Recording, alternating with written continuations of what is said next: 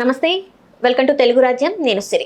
తెలంగాణలో రెండో విడత సర్పంచ్ ఎలక్షన్స్ చూసాము. సో దీంట్లో మరి కాంగ్రెస్కి ధీటుగా బీఆర్ఎస్ ఒక గట్టి పోటీని ఇచ్చిందా లేదా అనేది మనకు తెలియజేయడానికి మనతో పాటు ఉన్నారు ప్రముఖ రాజకీయ విశ్లేషకులు కేఎస్ ప్రసాద్ గారు. నమస్కారం సార్. మనం మొన్న మొదటి విడత చూసాం తెలంగాణలో సర్పంచ్ ఎలక్షన్స్, అండ్ నిన్న చూసుకున్నట్టయితే రెండో విడత కూడా జరిగింది. మరి కాంగ్రెస్కి ధీటుగా బీఆర్ఎస్ నిలిచిందనే చెప్పొచ్చా లేదా? ఇంచుమించు 50% నువ్వు నేను పోరాటమే జరిగింది. ఓవరాల్గా ఈ లోకల్ బాడీ ఎలక్షన్స్లో ముఖ్యంగా సర్పంచ్ ఇలాంటి విషయంలో ప్రభుత్వ చిత్రత ఎక్కువ ఉంటే అంతా ఖాతాలో వేసుకోవడానికి చాలా ఈజియెస్ట్ వే. కానీ అయినా సరే 50%కి దగ్గర పరిమితమైన కాంగ్రెస్ రూలింగ్ గవర్నమెంట్ అంటే ఈరోజు వాళ్ళు 2 years కంప్లీషన్లో నా దృష్టిలో అయితే 50% ప్రభుత్వం మీద తీవ్ర వ్యతిరేకత ఉందని అర్థం. 2 సంవత్సరాల్లోనే 50% అంటే మిగిలిన 3 ఏళ్ళ సంగతి అంటే ఆలోచించుకోమనండి.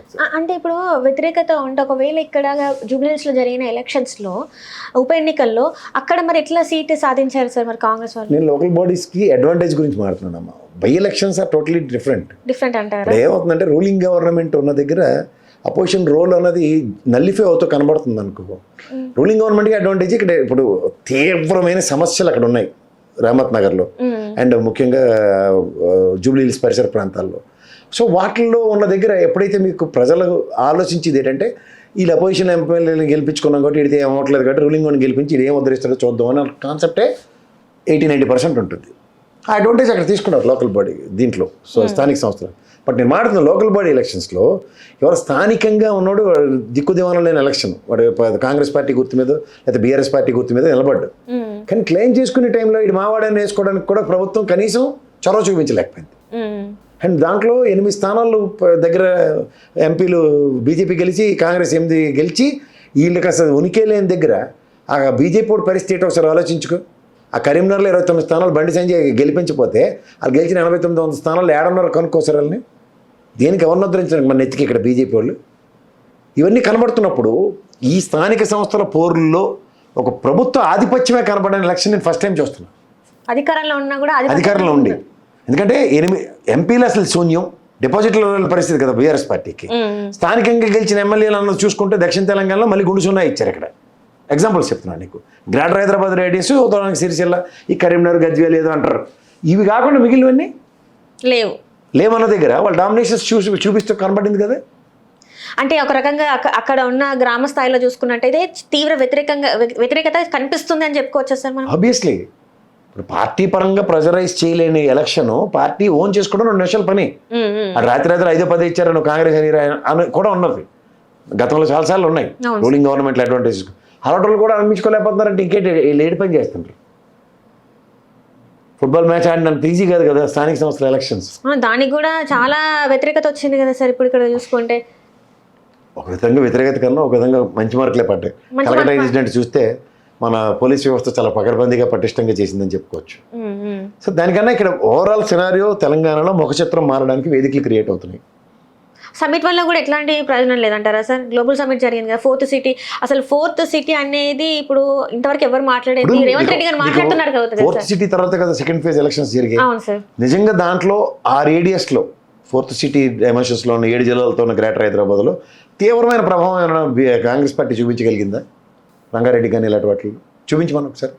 ఎందుకంటే ఈ స్టాటిస్టిక్స్ చాలా క్రిస్టల్ క్లియర్గా జిల్లాల వారీగా కేటగారికల్గా ప్రభుత్వ వ్యతిరేకత మీదే నాకు ఎంఫసైజ్ చేస్తూ కనబడింది.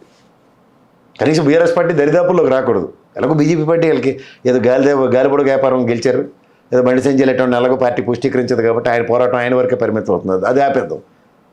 సో ఇక్కడికి వీళ్ళకి వచ్చేసరికి ఎంత ఎన్హాన్స్ అవ్వడానికి ఎట్లాంటి అడ్వాంటేజెస్ వచ్చాయి అది కనబడతాం. అంటే కొంతమంది కాంగ్రెస్ ఎమ్మెల్యేలు బెదిరించడం కూడా జరిగింది. వాళ్ళు ప్రచారం చేస్తూనే ఒకవేళ వాళ్ళకి ఓటేస్తే వాళ్ళు మళ్ళీ పేపర్లు పట్టుకొని నా దగ్గరికి రావాలి, మీ సమస్యలను నేను తీర్చాలంటే మళ్ళీ నా దగ్గరికి రావాలి, ఓటు వేయద్దని చెప్పినా కూడా భయపడలేదు అంటే మరి అంటే ఎంత వ్యతిరేకత ఉంటుంది? భయం పెడితే ఎవడ భయపడుతుంది? ప్రజాస్వామ్యం ఇది చేత నీకు చెప్తున్నా, నీ పనితీరు నీదే, కాగితం నీ దగ్గర పట్టుకొచ్చినా నీతో ఏం కాదన్న విషయం వాళ్ళు గ్రహించగలిగారు. ఏ ఎమ్మెల్యే అయితే ఆ విధంగా ప్రాతిపదికన మాట్లాడాడో నువ్వు అధికారంలో ఉండి కూడా నీతో ఏం కావట్లేదన్న విషయం కదా. దాన్ని ప్రభుత్వ వ్యతిరేకత అంటాను నేను బెదిరిస్తే ఏం లాభం, బెదిరించకపోతే ఏం లాభం, నీతో ఏం కాదన్న విషయం వాళ్ళు కంక్లూడ్ అయిపోయారు అక్కడ. కరెక్ట్ అంటారా అసలు? అట్లాంటి ప్రచారం అనేది ఒక కరెక్టా? ఇంకా దీనివల్ల ఇంకా వ్యతిరేకత వస్తుందని వాళ్ళు గ్రహించలేకపోతున్నారు. ఓటు రూపంలో చూపిస్తున్నారు. ఇది తో మమేకమైన ఎలక్షన్స్లో స్థానిక సంస్థల్లో బ్యాలెట్ పేపర్లు తప్ప ఇంకేం ఉండవు. సో బ్యాలెట్ పేపర్లో వాడు తీవ్రత వ్యతిరేకత ఎలా తయారు చేశాడు? రేపొద్దున ఇది స్ట్రెంత్ అవుతుంది కదా, గ్రాస్ రూట్ లెవెల్లో పార్టీ పటిష్టతకి ఎంత ఉపయోగపడుతుంది. సర్పంచ్లు పలానా పార్టీకి సింపథైజర్స్ ఇలాంటి వాళ్ళందరికీ క్షేత్రస్థాయిలో పెరుగుదల పెరిగింది అనుకో, తర్వాత వచ్చే results it will be more focused. ఇవన్నీ జనరల్ ఎలక్షన్స్ చాలా లీడ్ అవుతాయి. ఇప్పుడు స్థానికంగా గెలిచిన వాళ్ళు అందరూ వాళ్ళే కదా, వాళ్ళ ప్రభావం నెక్స్ట్ ఎలక్షన్స్ మీద ఎంత ఉంటాయి? అంటే ఇప్పుడు మీరు మన జనరల్ మిడిల్ 3 ఎలక్షన్స్లో సర్పంచ్ నిధులు అని ఎంత చక్కగా ఇచ్చేస్తారో వాళ్ళు చూస్తారు. ఇంకా ఎంపీటీసీ జెడ్పీటీసీ ఎలక్షన్స్ కూడా ఉన్నాయి కదా సార్, ఈజీగా బెటర్లే. ఇంకా అవ్వదంటారా? రిజర్వేషన్ ఇంకా తేలలేదు కదా. అంటే ఏంటి సార్ ఇంకా ఇంతేనా? ఆల్రెడీ 2 సంవత్సరాలు దాటింది, ఇంకా 3 సంవత్సరాలు ఉంది. 3 సంవత్సరాల్లో కూడా ఇంకా అవ్వకపోతే ఇంకా మరి పరిస్థితులు ఏంటంటారు సార్? జై చంద్రబాబు నాయుడు గారు అనుకుంటే స్థానిక సంస్థల ఎలక్షన్స్కి ఎప్పుడు అలా దూరంలో ఉండొచ్చు. అంటే ఇక్కడ తెలంగాణలో జై చంద్రబాబు అనాలా సార్? అంటే రేవంత్ రెడ్డి గారు అనుకుంటే, ఎందుకంటే ఆయన టర్మ్లో ఇప్పుడు లోకల్ బాడీ ఎలక్షన్స్ పెట్టాడు ఆయన. ఓకే, అంటే గురువు అడుగు జాడల్లో శిష్యులు గురువు నడుస్తున్నారు. శిష్యుడు నేను అన్నాను. ఇప్పుడు దేనికైనా ఒక మాంత్రికుడు మంత్రదండం తీసి ఒక మంత్రం చెప్పాడు అనుకో అన్నట్టు, స్థానిక సంస్థలకి ఎలక్షన్స్కి అనుకున్నాడు అనుకో ముఖ్యమంత్రి, జై చంద్రబాబు అనుకుంటే పెట్టక్కర్లేదు, ఏదో కథలు చెప్పుకొని కాలక్షేపం చేయొచ్చు. పెడితే ఈసారి బీసీ ఎఫెక్టివ్ అని చాలా ఎక్కువ ఉంటుంది. మీరు అన్నట్టు జెడ్పీటీసీ, ఎంపీటీసీ, ఈ corporation elections, municipal corporation elections అన్నిటికీ తీవ్ర ప్రభావం కనబడుతుంది. ఓకే, అంటే ఇప్పుడు ఫస్ట్ పార్టీ ఆచరించి చూపించాలి కదా.